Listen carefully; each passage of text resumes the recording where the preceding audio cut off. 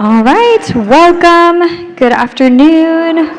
We're so excited to have all you here. Hope you guys are having a good week. Everybody doing okay? Did we kind of just barely hanging in there? Are we having a good week? Yeah, probably looks like a little bit of both. All right, so I'm trying to think for announcements. We really don't have a whole lot. But we will have a post, if you can check on our Facebook page, on a few different nights for a mom's night out.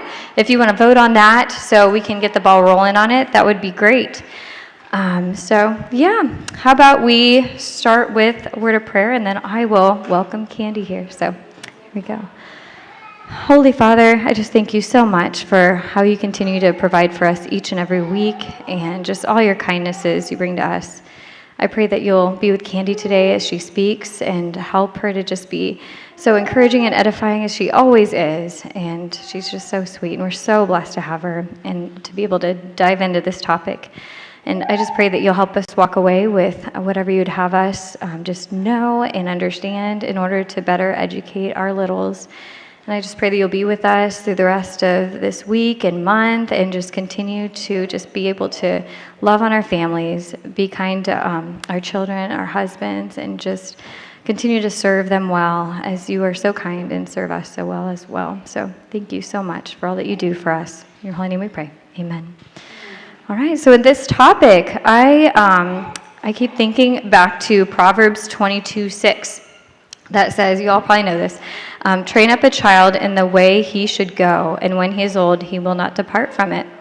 And I think that speaks to us as homeschool moms so much, and just how each of our children, we're trying to train them all in the same way that they should go in following the Lord, but also in the way they individually should go, and how understanding how they are wired and how they are smart, which makes me so excited about this topic.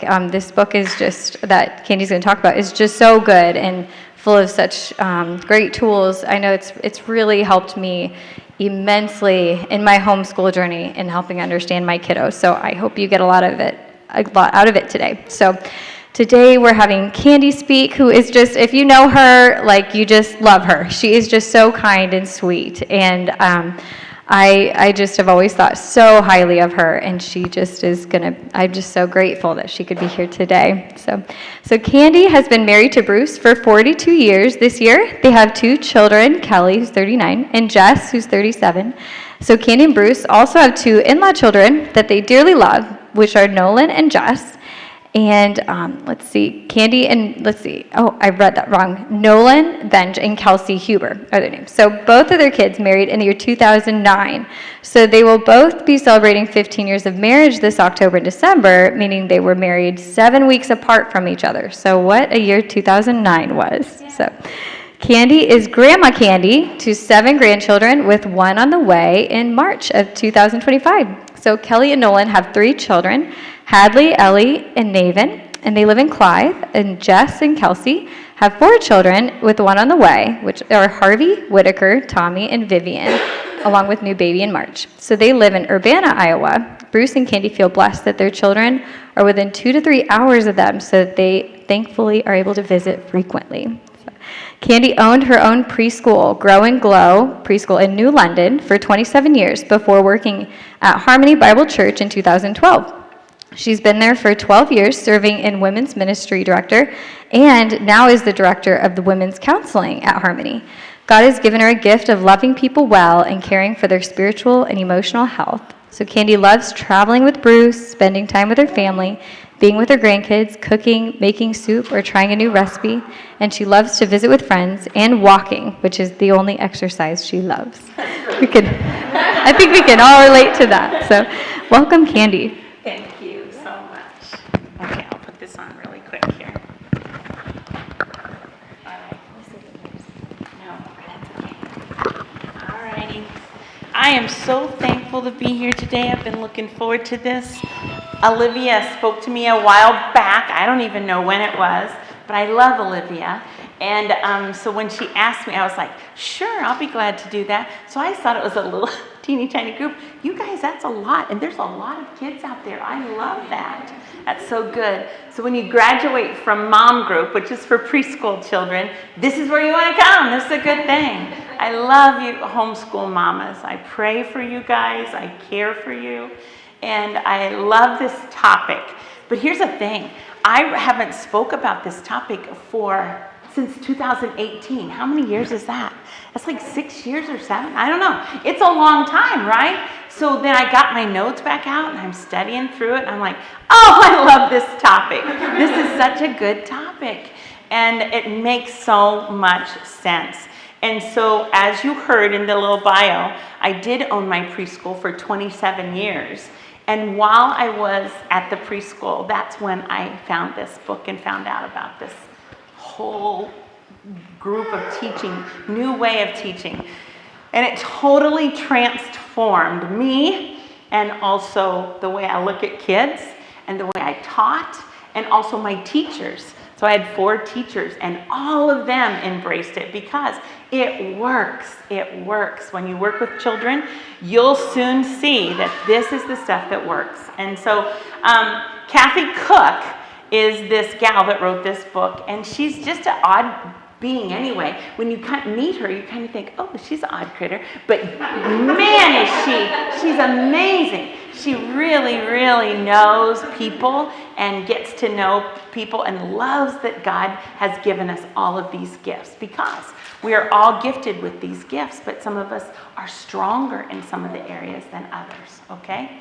So my niece Rebecca, she lives in Minneapolis, and she went to this MOPS convention and came back and told me about her. So I bought this book from Kathy Cook, and I had devoured it. You can see it's really been gone through a lot, but that's okay because it's so, so helpful, and I devoured it and I loved it. And my prayer would be the same for you, is that as you learn about this today, that you would learn that you can strengthen your child, your children, you can be able to understand them better and also love them better. That's huge, right? And so we're going to talk about 8 different intelligences today. So I'm just going to quickly go through them and then we'll go each one, we'll break it down. We'll break each one down. So I told, I think it was Jen, maybe I'll talk for an hour. I am so sorry that it seems like a long time, but hopefully it won't seem like a long time. Hopefully we'll get busy talking about it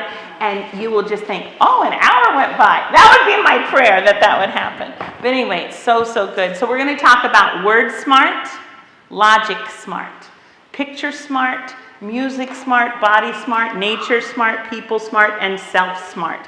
All of those are intelligences, and each child has all 8. Guess what? So do you. We all have them. We were born with them. We were born with these smarts because it was God-given. God put this in you, each one of you, and both you and your child have them. And then after reading this book, I began to see it in my preschool kids. I'm like, oh my gosh, this is perfect. This kid that I was so frustrated before about, please sit down or please do this and you're like, oh, now I understand that kid so much better and I can love them better and teach them better. And I would share all of that learning stuff that I was learning with my staff. I bought them all books and we studied it together. And guess what? All of my teachers began to teach it as well. It wasn't like something I had to make them do. They were like, this is perfect. This is exactly what I needed. And so every single teacher, every single parent, every single homeschool mama or advocate or anything needs to know and needs to, I think, learn about this book because that will help you so, so much. It's helpful as you teach, and it's also helpful as you parent. And that's huge right there. This book is available on Amazon, as you can imagine. I'm sure you can find it. I'm sure it's still available. But like I said, I think I went to this class like 12 years ago. This is a long time, right? But this book is easy to find still. Parents need to learn about these 8 intelligences. It will help your children awaken their smarts. And also reading this book will also help you to reawaken maybe even some smarts that you had, that you thought maybe you didn't think you had because somebody told you maybe along the way, oh, that's not her gift. but God has a different idea about that. So hopefully you will grow in knowledge about it too. In the last several years, I've seen more and more talk about the 8 intelligences. I even learned about them when I was in college, but it wasn't taught in a biblical way at all. And it was taught in a way that was secular, and it was kind of hard, actually, because it was kind of in a box. But I don't feel like the way Kathy Cook teaches it through her book, it doesn't feel like it's in a box at all. So I've seen magazine articles, I've seen documentaries, I've seen lots of articles about it. However, I love the way Kathy Cook teaches it because she brings in the spiritual aspect. She brings in the side that this is what God intended. This is how God created you. So she's a believer, and she understands that God creates each one of us to be smart. And we don't hear that probably a lot, right? As a kid, you probably heard stuff like, am I even smart? Or, she's not very smart. Or she didn't really get that. She didn't really get that. That's not her gift. You probably have heard stuff like that, right?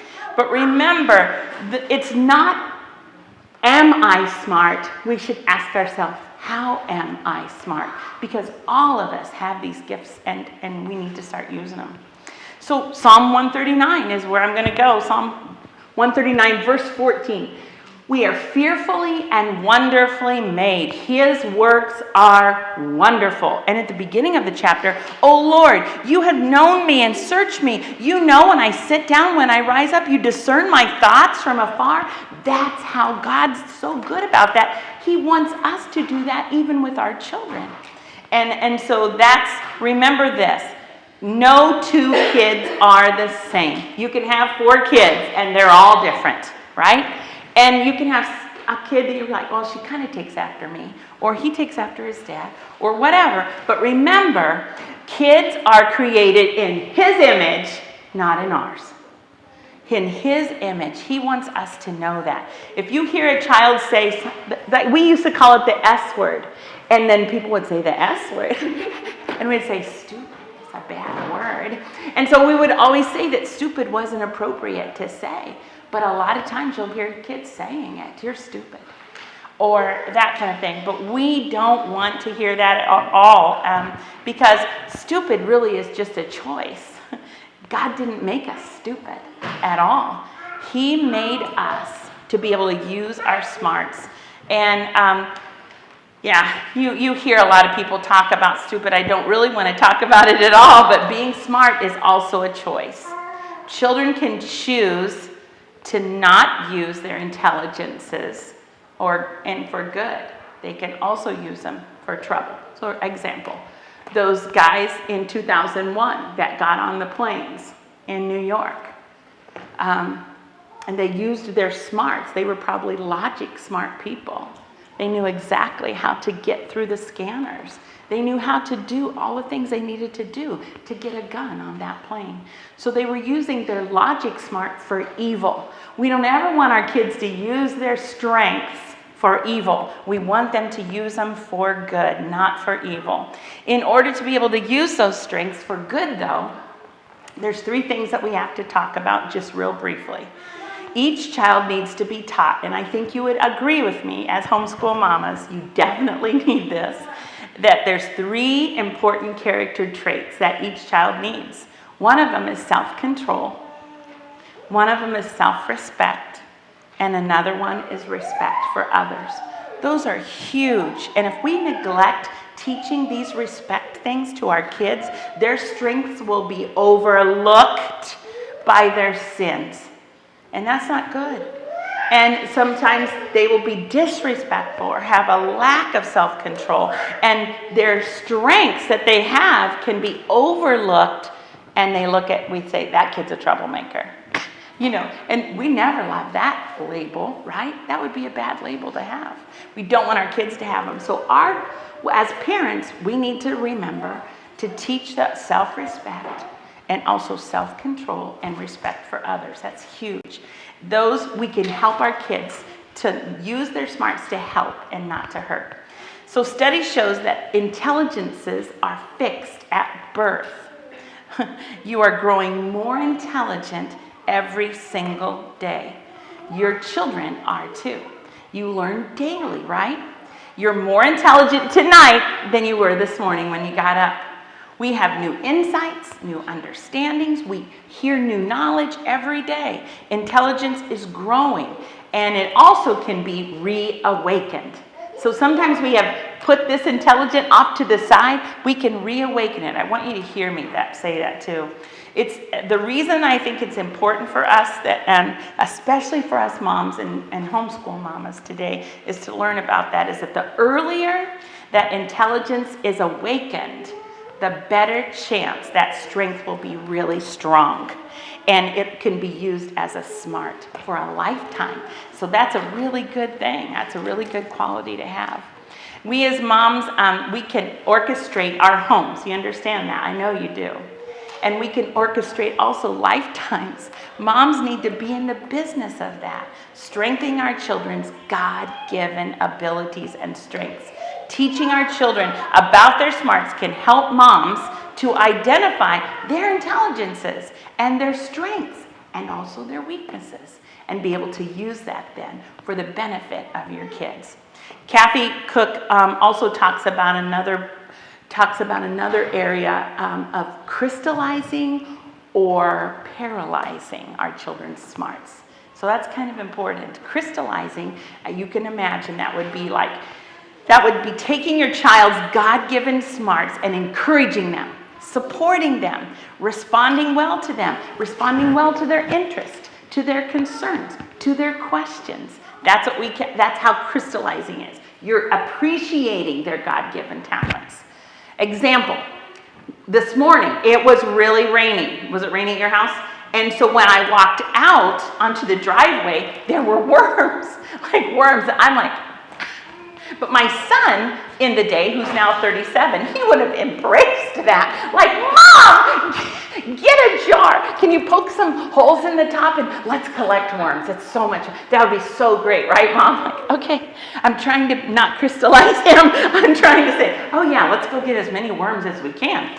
Right? So that's not my gift. I don't love that. Snakes is another one. I don't love any of that. But if your kid loves it, you're kind of like, okay, I need to settle down and know God can take care of this fear, and He can. So don't let it be paralyzing. So paralyzing a smart usually involves fear. It also can involve shame. It can involve guilt, and it can involve anger as well. So if we get really angry, that kid will not sit still in his seat. We're doing some paralyzing by forcing them to do that when their body wants to move. And so that's a good thing to remember. Let's think about it. Not paralyzing with our fears, our shame, our guilt, or anything. Negative emotions like these can prevent smarts from growing and also thriving. So moms, we need to protect our children from others who might be paralyzing them too. So a lot of you probably are thinking, that's why I homeschool. I don't want paralyzing around my kids. I want them to thrive. I want them to grow. And so we had a teacher one time for Jess that was doing some paralyzing things. And I'll never forget the love I had for Bruce when he went in and just sat down and said, I don't think you're understanding who our son is. Let me tell you who he is. And then maybe you'll understand a little bit better in trying to make him sit in this box. You know, you keeping him in for recess is causing a ruckus for him. That kid needs to get out and run. And I loved Bruce saying that, talking to this woman who was kind of paralyzing Jess, making him feel like he was bad, making him feel like he was disrespectful. And he was trying to be respectful, but she didn't understand his gifts as well. So it's really important. So be careful about people that might, or even friends that might try to paralyze your kids. Make them feel bad about their gifts. Oh, I hate it that you love animals. Animals are stinky. Okay, no, let's don't talk like that. Anyway, that's kind of what I'm talking about. Paralyzing or crystallizing. Negative emotions can cause a ruckus, and we need to be careful about that. Words that we speak and words that we don't speak are huge, right?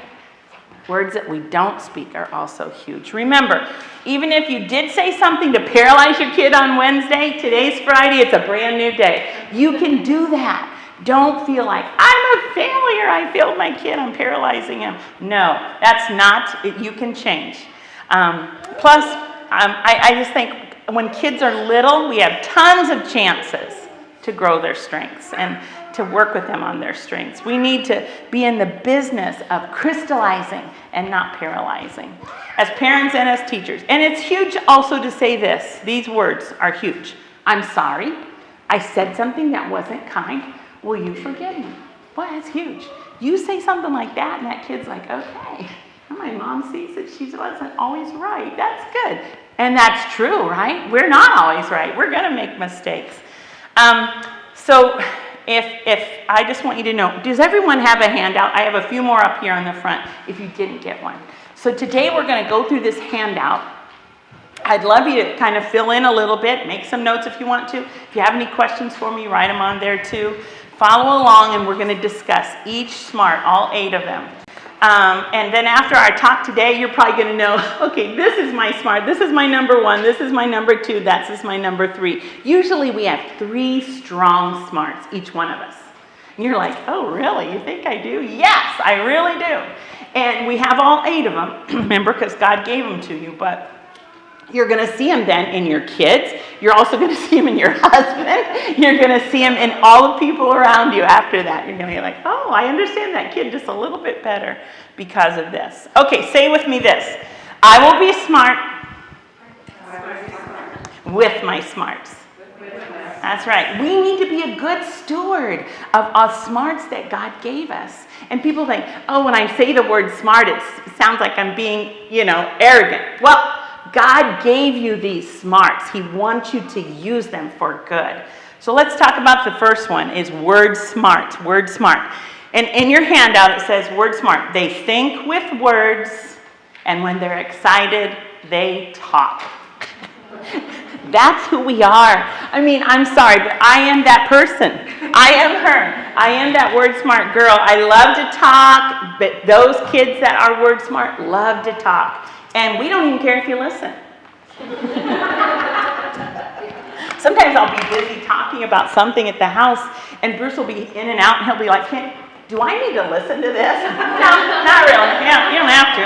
And so that's okay. I'm just one of those girls. And kids love to talk, and talk. I love that. So little Ellie today, Olivia's little girl, she loves to talk, and she just went on this huge long story. I didn't follow much of it, but I love it. I love when kids love to talk. They just always love to comment and always love to tell you a story that happened. And Mom, did you know this? And when I had my report card every year, what would it say? You probably know. Talks without permission. And every time my mom would say, Candy, you've got to stop talking without permission, because she wanted to teach me self-respect, and she wanted to teach me respect of others and all of it. And I tried really hard. It was so hard. If you're a word smart person, it's so hard to keep it in. You feel like you're biting your tongue sometimes. It's so hard. But I would get that every year. And finally, my mom just kind of gave up, saying, stop, because she knew that's who I was. But I want you to hear this. Word smart kids listen intently as well. You don't think they are. You think they're just talking all the time. They don't listen. But they also listen intently. You don't even know when they're listening. Lots of times they'll tell you back something. You're like, you heard that? Yes, I certainly did. And they usually speak clearly. That's something else I want you to hear. If kids don't have one-on-one communication with someone, it's like they're listening to other things and they're not one-on-one with people. One-on-one children talk more clearly. They don't have as many troubles with their speech because they're constantly talking and they want others to talk with them. They love that, back and forth. They like soliloquy. They love that, back and forth. And that's a fun thing. They tend to do well in school because they love to talk. They also listen. And they also love to write. They also argue well. And they persuade well. They entertain well. And they instruct well. Our son, Jess, He is definitely word smart. He is a pastor at Veritas Church in Urbana, and he absolutely loves that. He loves to talk. He loves to entertain. He loves to all of that. But that's what he learned when he was just a little boy. He loved to talk all the time. They love literacy. They like crawling up with a book and curling up, and in their spare time, that's maybe what you'll find them doing, because they love to talk and they love to listen and they love to read. They also are trivia experts, which means they remember stuff. Even the stuff you don't want them to remember. They'll say, Mom, remember when you said that to the Aunt Susie and then she was a little sad about it? And you're like, I didn't even know you had that. And you heard that conversation. Oh, yeah. So just because you might be a word smart person doesn't mean you have to have the last word. This just strangled me, because sometimes I loved having the last word, but that was a whole different problem, right? So word smart people can also gossip well and tease well and lie well, and they love to have the last word. So sometimes our God-given gifts, unless we're working hard on them, can cause us to sin. And we don't want that. Those things make God look bad, and we don't want that at all. We should be glorifying God with our strengths. We need to help our kids understand self-control, self-respect, and respect of others. You need to listen in order to learn. And so that's huge. As parents, probably all of us remember how we weren't encouraged as something as a child. Maybe it was art, maybe it was music, and someone said something to us that we thought we weren't good at then, and we stopped trying and we gave up. But the good news is, don't give up. Your strengths can be reawakened. So if you're a word smart person and someone's told you to shush it all up, it's okay. You can reawaken that. But you need to be a good listener too, right? So it's a really huge thing. I love word smart. It's one of my top 3, and I would love to talk about it more. But let's move on. Let's go on to logic smart. Logic smart kids, they think with questions, and when they're excited, they ask more questions. You have a kid like that? Seriously, there's a lot of kids like that out there. I love them. I love that. These kids have the ability for math. Math is a real strength for them. Teaching young children their numbers and encouraging them to count out loud can really help them to awaken this logic smart. Kids love math, and they also love the logic of math, because math is very logical. Because 2 plus 2 is always 4, and 4 plus 4 is always 8. And 5 plus 5 is always 10. And 22 plus 22 is 44. And 222 and 222 is 444. And logic smart kids love that. They're like, oh, numbers are so fun. Don't you think numbers are fun, Mom? Isn't that a fun thing? And you might not have that as your gift. And you're like, okay, but I know you do. So we're going to work on that, because I can see how much fun you're having with that. So let's work at it. And I think that's why it's so fun, like in preschool. That was so much fun. There are kids that can determine, when the kids get a little bit older, this was our son Jess, and he could tell us how much of the tip do you want to give. And Bruce would say 15 or 18. And Jess would say, okay, then you need to give them $8.44. What? Who are you? How did you get in our family, right? It's so crazy when kids can do that, and they can do it like that. And you think, wow. But remember, that's their gift that God gave them. Let's keep using it. Start when they're preschool, keep building it as they go. That's a really good gift to be able to have. Kids also, like that they're logic smart, have the ability to reason.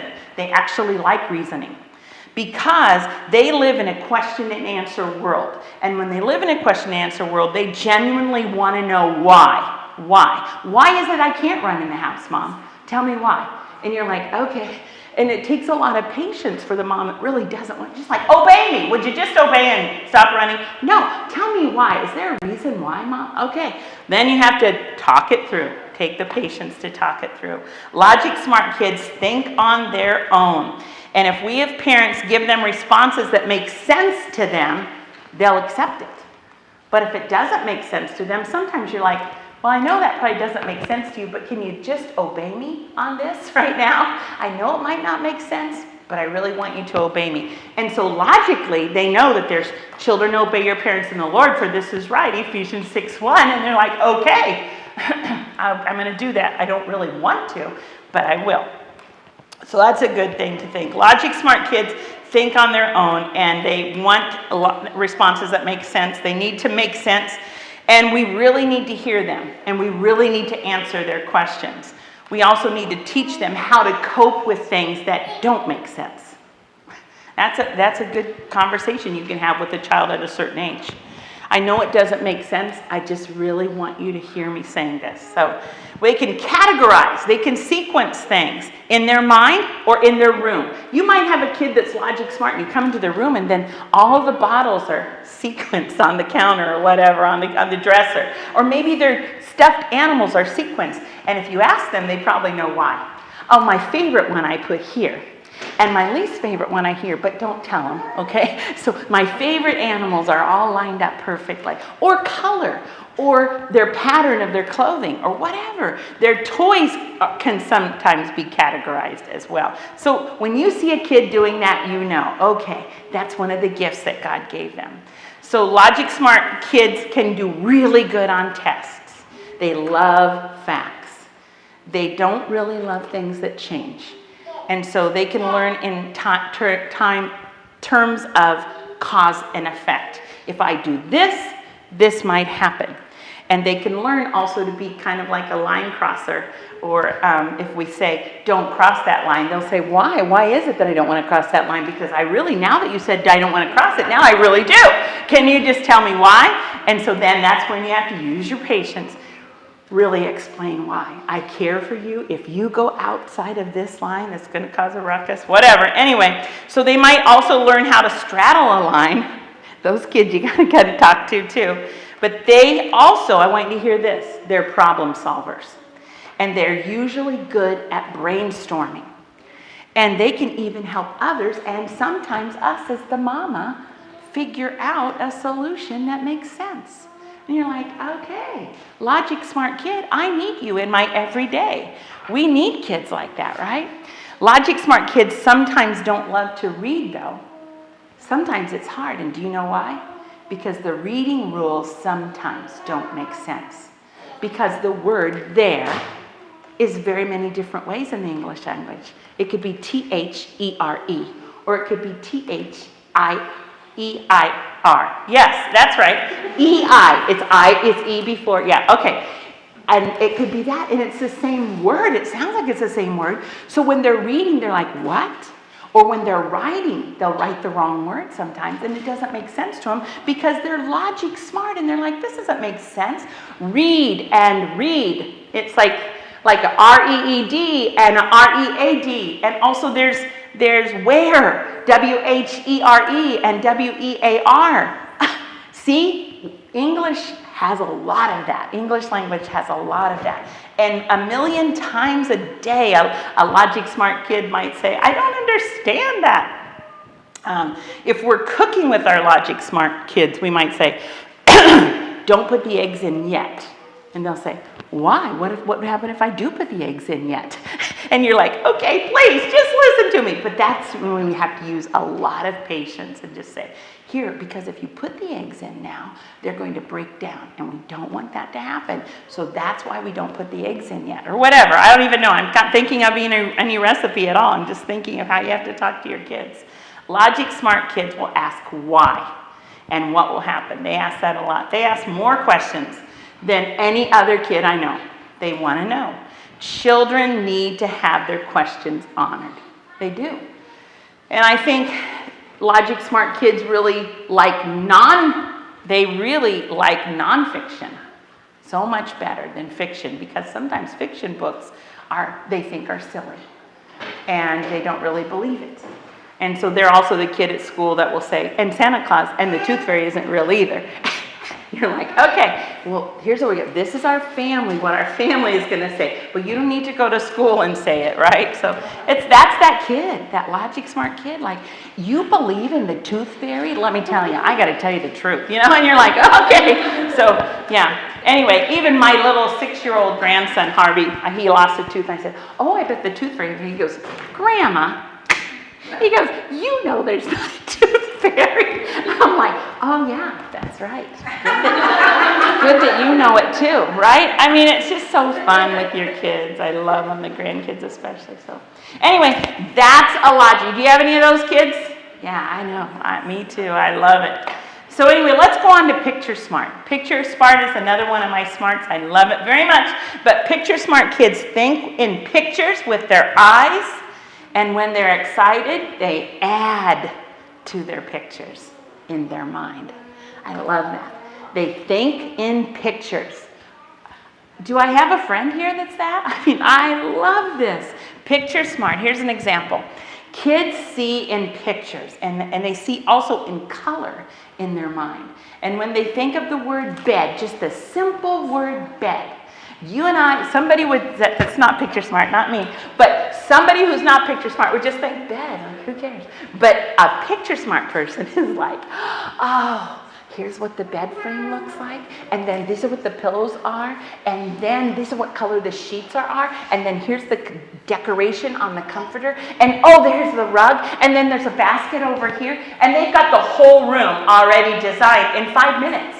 And you're like, all I said was bed. And you have it all planned out. Oh, yes, Mom. And let's buy this. And then this is the right color. And that's not the right color. No. And so we really need to hear them and respect them and follow that, right? Because these kids really want to be honored in that. But I'm that person. Anybody else like that? I'm sensitive to visual details. I know when you have a spot on your shirt. And I also know when I have a spot on my shirt. And all of that. And that bugs me, and I don't love it. I know if the picture on the wall is crooked, and I'm like, I can't think right because that picture is crooked. Let me just go fix that, and then I can think and listen better. It's weird, right? But that's what a Picture Smart person is. That's what they do. It's hard for us to listen. It's hard for us to turn our eyes off if there's something that's distracting us. We have the ability to observe, to transform, to recreate, and we can help our Picture Smart children this way by giving them stories in pictures in their mind. I would help our kids, Kelly and Jess, a lot with this when they were in school, to memorize things, to memorize Bible verses, to memorize the books of the Bible, to memorize the states, to memorize the capitals, to memorize the presidents of the United States. And guess what? I bet if you talk to my kids today, they could give you those, they could sing those little songs, or they could tell you those little rhymes. They could come up with them even now at 39 and 37 because they loved that when they were a kid. They have that, they just have that ability. It just comes natural to them. And so Kelly loves stories so much because it would help her to visualize something, and then she never would forget it. And so that's how she, when she grew up, she wanted to be a special ed teacher. And now she teaches special ed kids. And the other 2 years ago, all of Kelly's special ed kids sang the Presidents of the United States to me from George Washington on up to current. And it was because Kelly done this little song that she had learned when she was little. I love that. It's so fun. I love that. Okay, here's a fun one. I'll give it to you. I'll give you a couple that have just helped me so much. So in math, there's tons of math facts, right? You can make it fun or you can make it hard, and your kid's like, I hate math. But if you make it fun, it's going to be more fun for them. So there's these 2 6s, and they wanted to go to their cousin's house. But their cousin lived across the desert. So they took some water with them. And when they took the water with them, they drank all their water on their way to their cousin's house. And when they got to their cousin's house, they were very thirsty 6s. 36. 6 times 6 is 36. Do you hear it? So that's the fun stories you can put in your mind and your kid's mind. And Kelly would tell you that story today. 2 6s that went across the desert. So you'll never forget. 36. 6 times 6, 36. Here's another one. You think about, have you ever gotten mixed up about the words desert and dessert and think, well, I can't remember, does desert have 2 S's or does dessert have 2? I'm just so mixed up, and then here's why. So I would say, okay, kids, dessert always has 2 S's. Really? How do you know that, Mom? Well, because there's 2 S's in the middle, and strawberry shortcake is a really good dessert. So always remember there's 2 S's in the middle of dessert because strawberry shortcake. They would tell you that today. I promise you, they would tell you if you saw them. They would tell you that story. It's just what it is. Think of fun things and make it a story so that they can hear it when they're 39. It's okay. I love stuff like that. Help your children paint a picture in their mind. Take a logic smart skill and surround it with picture smart, and it will help your child attain it and apply it. If you want to enhance your memory, there's another book, kind of like this book. It's called Picture Smart. And there's also there's a website called BibleDraw.com, I think. And if you click into that, it can help you memorize just about anything. There's ways that you can memorize just about anything, taking a logic smart skill and surrounding it with picture smart to make it happen. Okay, picture smart sins are also hard to kind of move beyond, because once you've seen something in your mind, it feels like it's there. It feels like it's there. You can't unsee it. I've seen people say that too. I've heard people say that. You can think right now of a movie maybe you saw that you wish you hadn't seen. Yeah, me too. Right? And you're just like, so don't let Satan take something ugly, because maybe then you saw this and you didn't love it. And you say, God, please forgive me that I saw that. I'm sorry I did. And then Satan can say, but you saw that ugly thing. But God can say, no, you ask forgiveness for that. It's done. Stop worrying about that. Stop it. And so don't let the evil one make you think of sin every time. Remind him, hey, I've been forgiven. You can't do that to me. So that's huge. If a picture, Picture Smart, I imagine you can think right now of a book maybe that you read before, and then you were like asked to go to the movie. And so you're like, okay, I'll go to the movie. And then you went to the movie and you're like, I really didn't like the movie. Here's why. Because if you're picture smart, when you were reading the book, you thought about those characters and what they looked like, maybe what they were wearing, how their demeanor was. You saw all of that in your mind in the book. And you went to the movie and it wasn't the same. And you're like, I didn't like the movie at all. That's why. It's because we're picture smart and we already had an idea of what we thought. And then we had this different idea when we watched the movie. If your child struggles with spelling, use picture smart ideas to help them. Draw a fun picture using the word. Take the word, draw a fun picture with it. Make it memorable. Make it fun. Instead of being, you have to get all these spelling words right. That's really a lot of pressure. You don't want that. Make it fun instead. Oh, look at that bee. She has a big belly. Let's think about that bee with a big belly. There it is. And then, oh, look at that D. He really ate too much donuts. I don't know. Think about how you can teach that kid something fun. I used Picture Smart a ton in preschool. I used it all the time because it was so easy to teach those little preschool kids with Picture Smart. I loved it. Let's go on to Music Smart. Another fun one. Okay, Music Smart. They think in rhymes and melodies, and when they're excited, they see music being played. They hear or see music being played. So they think with rhymes and melodies, and when they're excited, they hear and see music being played. They are musically gifted. Those who hear, they appreciate it. They can produce all kinds of rhythms and all kinds of melodies. They can make up songs like that. And for anything, I did this all the time in preschool. You know, I was music smart. That's one of my strengths too. But I'm telling you, I would make up songs constantly. Like, hold on to the railing going down the stairs. Hold on to the railing going down the stairs. And that way you won't fall down the stairs. Right? It's so simple and dumb. And sometimes I'll have a 17-year-old kid come up to me and say, you taught my preschool. Remember that one song about hold on to, what was that? I'm like, oh yeah, I know. Seriously, when you have music smart skills, You love to use them. You're constantly that kid that's drumming, or you're constantly, or doing something, or humming, or run. All of it. When I started at Harmony Bible Church, this guy came and talked to me. He goes, "Do you know you're humming?"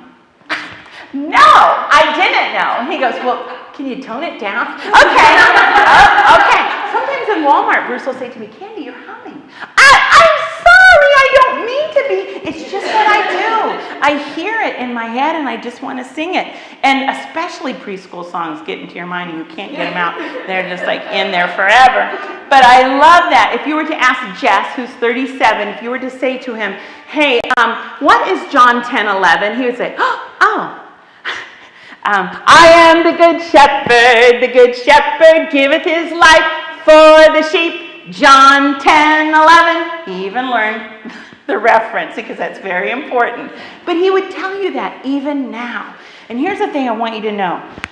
You will have music with you for the rest of your life. All of you, even though you can't carry a tune maybe. Maybe you can't.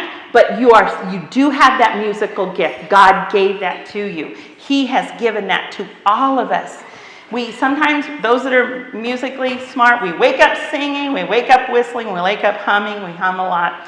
If you have a good ear, you can sing any tune, keep time, you can listen, all kinds of things, you can clap. You know the word Mississippi, right? And it's a hard word to spell unless you know MISSISSIPPI.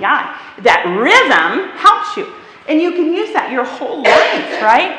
And so I think if you grew up in church, maybe you learned the books of the Bible by singing a song. Genesis, Exodus, Leviticus. So, okay. Also, A, B, C, D. Wait, I had the wrong tune.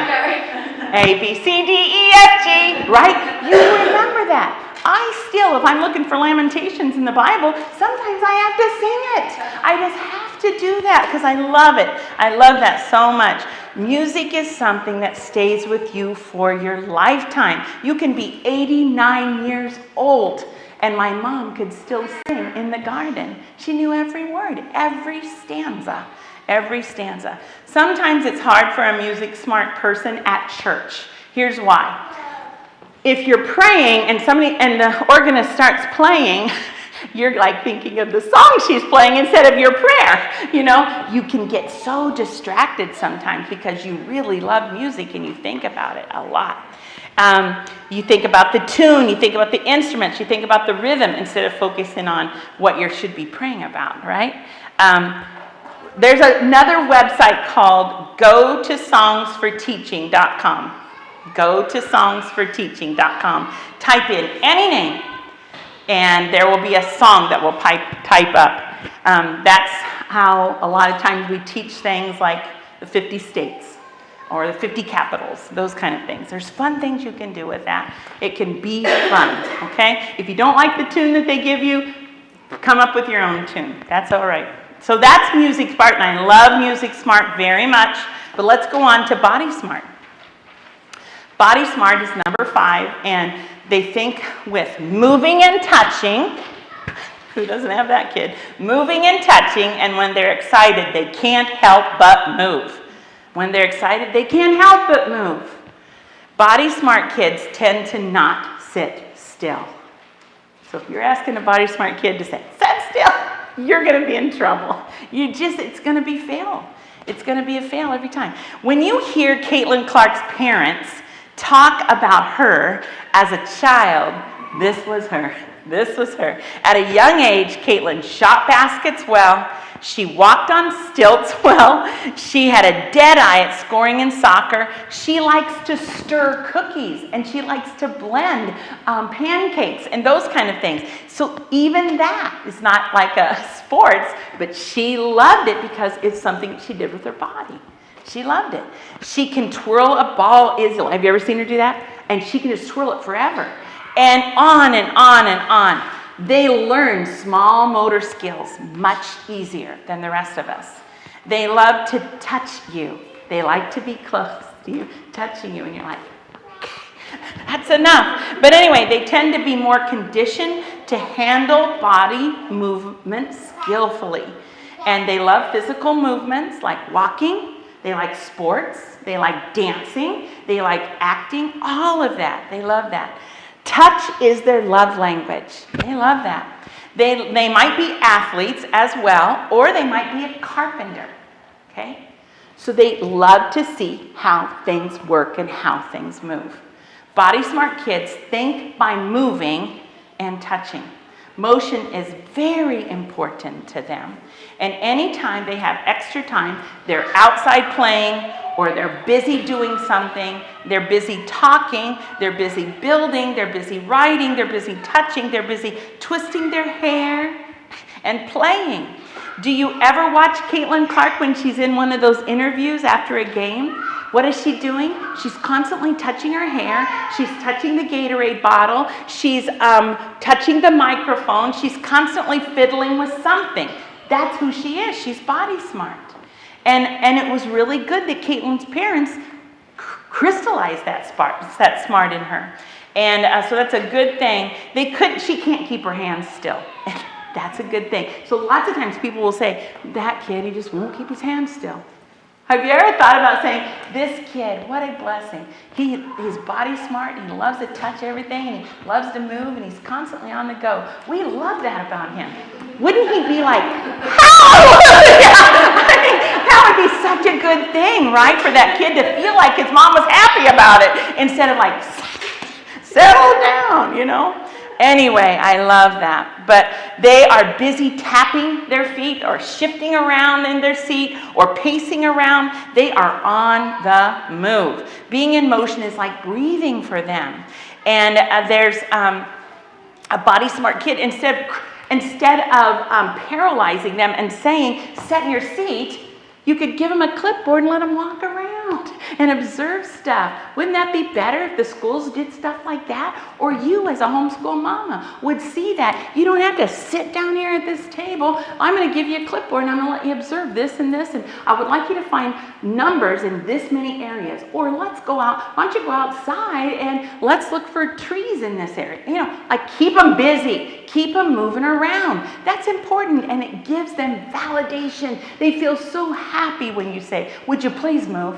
Okay, I can do that. That's a good thing. Movement is a need. That very kid that might be a soccer star is paralyzed because they won't do good in their grades. They're not doing good in their grades. And so the teacher says to them, and now you have to stay in for recess. What? That's the worst thing you can do to a body smart kid. They want to be out. Get them outside, running around for 15 minutes. When they come back in, they can hear better. They can listen better. They can respect better. We have to appreciate that skill that God gave them, right? A lot of times these kids will be called ADD. And they'll be called ADD. You know, they really are ADHD, right? Lots of times that happens, but I'll guarantee you, a lot of those kids that are labeled ADD and ADHD are really body smart kids. Let's just appreciate that about them. Maybe they are ADD, but probably they're still body smart too. What we did with my preschool is we built movement into everything we taught. Everything we taught in our lessons, we built movement in. We didn't teach ABCs without using our body in some way. We pump our hands in the air when we're doing phonics. We do lots of fun things like that because it helps the children, and it especially helps the kids that can't sit still. It's okay. Remember, ADD people can still show respect and self-control. Many times we think they're incapable of that, but they are. We need to respect their body smart. Give them a chance to get out and run, and then when they come back, they can settle down just a little bit more. They can hear a little bit better. Let's stop paralyzing them and let's crystallize that skill. I love that skill, and so many kids have that. So many kids. So those kids are also the kids that touch themselves inappropriately sometimes, and you're embarrassed about it. But if you teach them a different skill, instead of touching themselves, maybe drumming with their fingers on their thigh or making silent, smaller movements or whatever, that can help that kid. And help this child by kicking a ball or playing catch in the backyard after school. Giving them a chance. Once they've sat down for a while, help them by getting them out and letting them get their energy out. Get their smarts out. I don't know what else to say about that. Give them a little trampoline. Have you seen those little trampolines that have a handle? Great idea. Give a kid that. Help them jump on that for a while, and then you can teach them maybe something else. So that's a very good thing. Keep them moving. Please hear me saying that. Those kids, those body smart kids, need to move. Let's go on to nature smart. There's many people in my family that are nature smart, but nature smart people think in patterns.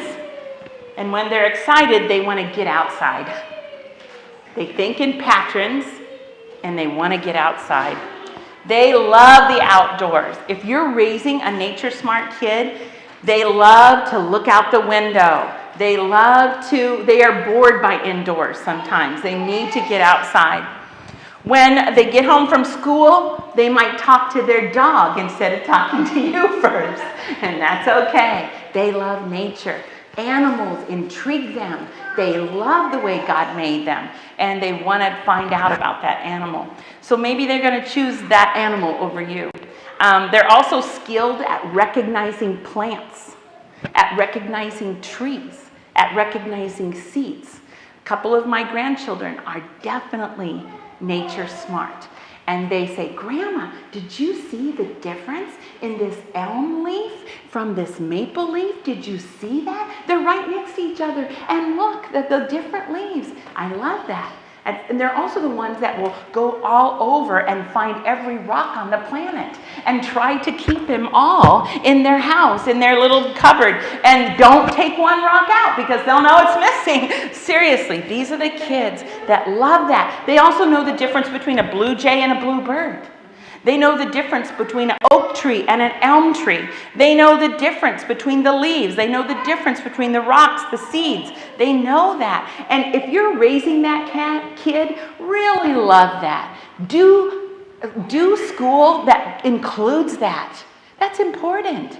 And it makes them feel like, look at how smart I am about this stuff. Everyone didn't think I was, and look at me being so smart. I know that's an elm tree. You don't know that? Well, let me teach you about that. See, that's that kid that once they hear about, that's a real smart. Let's use it.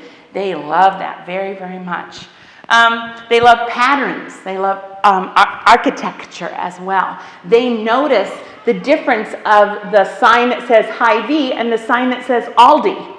And they say, oh, Mommy, did you see that the Hy-Vee is like this red sign? And then look at Aldi, there's these signs, there's different blues and yellow and orange in there. Did you see that, Mom?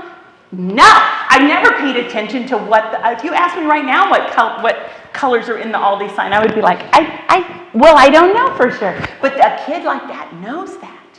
And they love that. And they like architecture. When I drove downtown this summer with Hadley in Burlington, she's like, Grandma, look at these church steeples. Oh my goodness. And she went on and on. She's like, let's take pictures. And I'm like, I drive in Burlington all the time. Barely even know that's a church steeple. Well, maybe I did at one time, but I haven't. But when a kid's sitting next to you and they're like, oh, did you see that? Be excited with them. That's good. Show them that you appreciate it too. And isn't that amazing, that architecture, that pattern? My son-in-law is nature smart. He also he's an architect that works for Archidec. So guess what he does? He builds outdoor kitchens and pergolas and decks. So when he's out at our house, he's like, oh, and if you change this about your deck, it would be so much better. You get more sun. And I would be like, can I just park here with you? I love that. So it's just so good to sit with somebody that's nature smart because they really care about all of that and they love what God's made. So they learn from being outside and using God's creation as their textbook. So help them find ways that they can study in nature.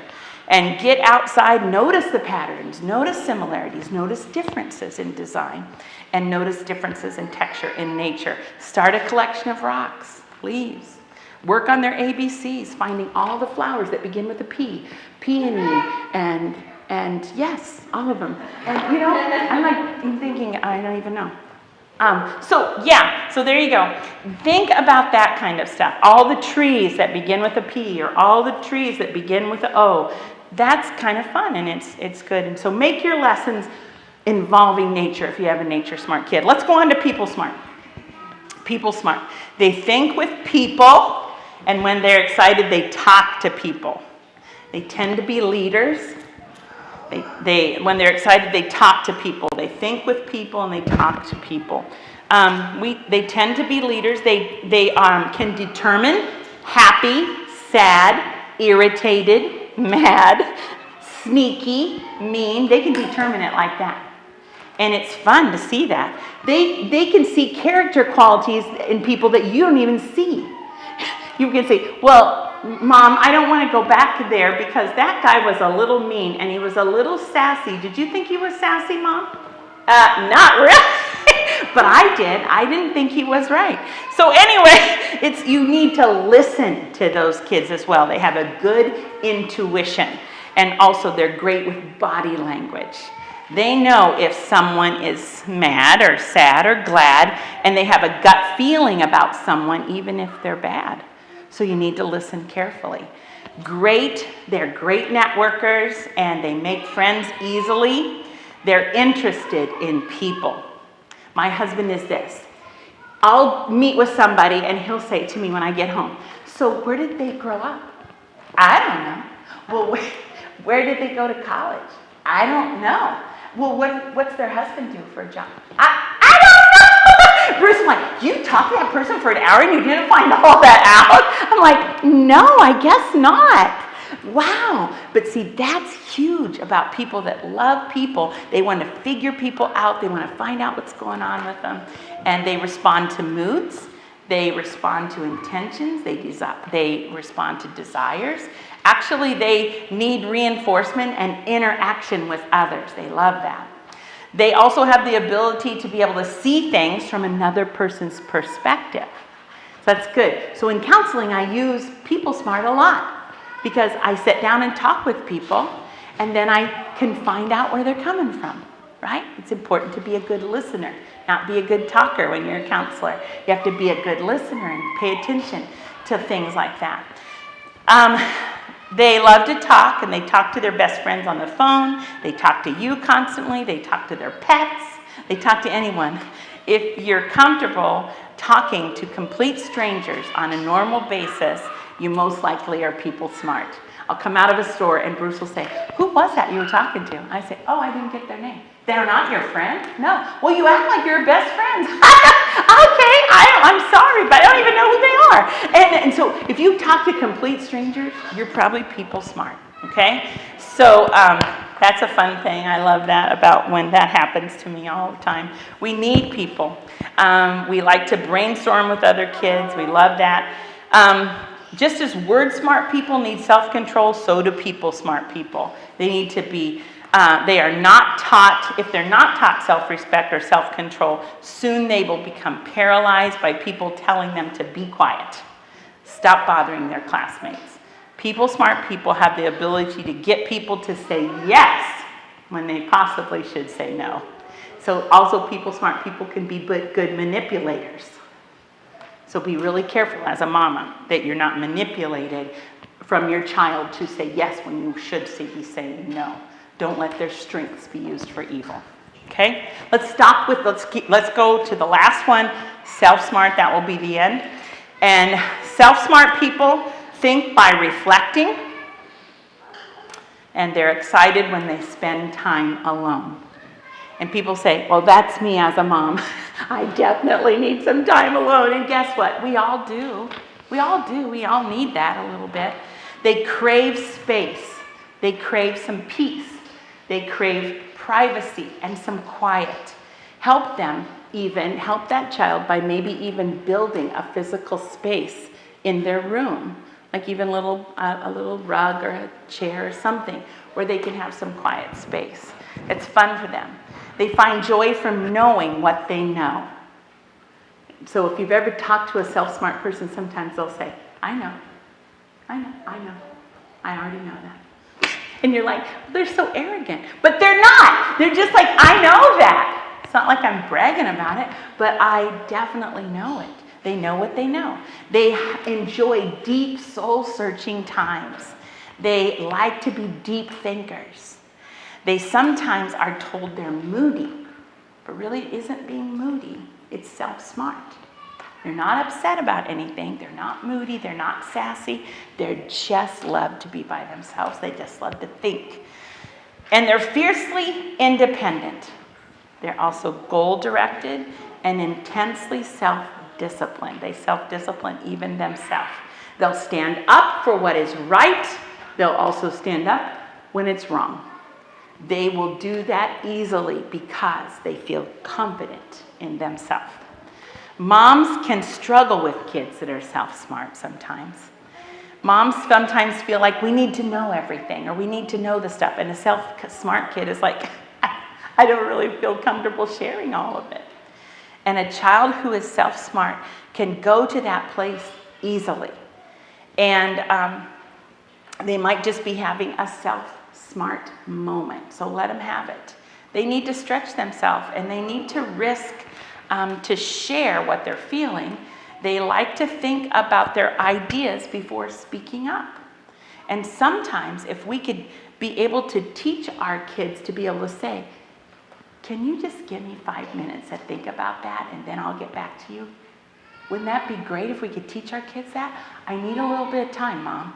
I need a little bit of time, Dad, to think that over, and then I'll get back with you about that. That would be better, right? It'd just be a good thing. As parents, we need to love our kids at the place that they are, and it's okay to teach them. It's okay to give yourself a little space. That's all right. And then honor that. If you say you're going to give them that, then honor that. If you honor that stuff, they're going to respect that in you. You need to build trust with that self-smart kid. And also that self-smart kid doesn't love it if you're talking to everybody about their problems. They don't love that either. That makes them feel like, Mom just told my friend's mom all this bad stuff about me, and I don't really love that at all. And so they need to trust you. So pay attention, listen, and watch. Let them know you want to talk and be available to them when they're ready. Sometimes it works at night, lay on their bed or on their floor and the lights are out, and then ask them a question and let them talk. They feel safer because it's not eyeball to eyeball, and somehow they just feel like they can talk better when it's a little dark. It also works in the car when you're driving somewhere and you have a question for them. They're the only one awake. Then ask them a question and they'll be able to talk to you in such a way that you really maybe hadn't been able to hear that before. You hadn't been able to really listen. They just opened up to you in this brand new way, and you love that. So anyway, that's all of the smarts. I just want to thank you so much for letting me come here today and share with you what I'm so excited about, because it's really helpful that we can talk about this. And I trust you guys. I know that you're going to do the right thing in talking to your kids and teaching them in such a way. And I just want you to know I really respect that in you. And I respect you homeschool moms, because you're doing a good job. And the job that you're doing is very important. And your kids really need you to understand them. And then you'll be able to teach them even better. I love that so much. So let's pray. Is that okay? All right. Dear Father, I just pray that this helped these homeschool mamas today that are here, and that they would go from here and use what they've learned for your glory. And I pray that we will all be open to praise you, Father, for genuine. You just created us perfectly, and our children, all these smarts. We recognize that they're all fearfully and wonderfully made, and we're made by you. Thank you, Father, for that. I pray that we can now see how humbling it is that you designed each of us with different smarts. You have given unique gifts for each of us in every life. Father, I'm so grateful that you equipped and trust us to serve you with these gifts, and that you equipped and trust us to teach them also to our children. God, I know many of us here have unwittingly even paralyzed our kids in some way. But I just pray, Lord, I know you forgive us for all of that. So please help us to open up our eyes and see which of these intelligences need to be reawakened and need to be taught to our kids in a new way. We love you, Father. We care about all of this. Help us, Father, as we go from here to equip our children for their good and for your glory. We'll give you the glory for it in your name. Amen. Thanks so much for letting me talk to you guys today. Does anybody have any questions for Candy? I did give some discussion questions if you wanted to talk them through, but if you have questions for me, I'm all for it. Yeah. Okay. All right. Well, I have a lot to say.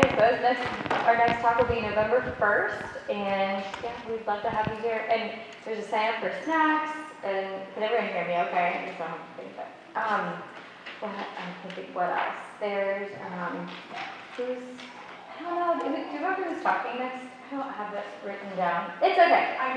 No, it's okay. We'll just hope you can come next time, and we'll just split off and discuss. So thank you so much, Candy. Yeah, thanks for letting me be here. So great. I just love it so much. I Thanks. remember when I first learned about this, how I had a kid in Sunday school. Yeah. And I went from, it's funny, I shifted from like, what a naughty boy, like this I is know. insane, to he's puppy smart. Yeah, I Okay, you can help, you can hand things out. right. You know, it just shifts things. Yeah, Thank I you love so that. much. Yeah, it's a good thing. Yeah.